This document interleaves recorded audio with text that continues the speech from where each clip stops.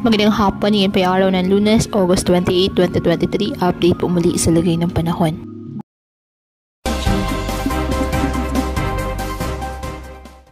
Patuloy pa rin na minomonitor ang dalawang bagyo na nasa loob at labas ng ating Philippine Area of Responsibility.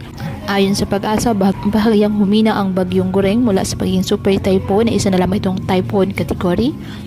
At base sa forecast track ng Pag-asa, unti-unti nang kumikilos ang bagyo pahilaga hanggang sa tumbukin ito ang Bashi Channel at ang Batanes.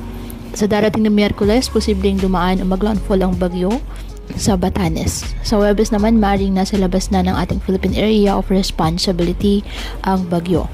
Samantala, mataas pa rin ang posibilidad na pumasok ng ating PAR ang pangalawang bagyo na nasa Pacific Ocean. Sa Miyerkules ito, inaasang papasok ng PAR at papangalan ng bagyong Hana ng Pag-asa. Samantala, patuloy naman na hinahatak ngayon ng bagyong Goreng ang hanging habagat.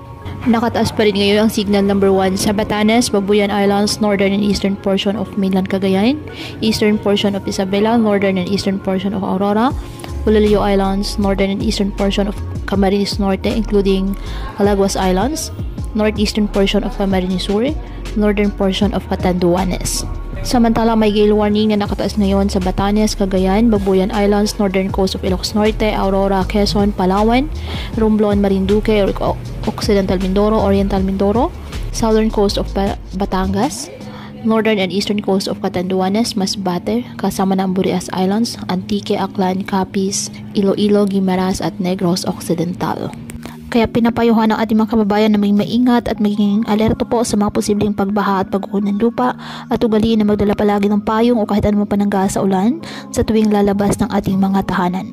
At yan po muna ang update sa lagay ng panahon ngayong araw. Muli patuloy po tayo na mag-ingat at palaging tandaan, God loves you. Stay safe and God bless.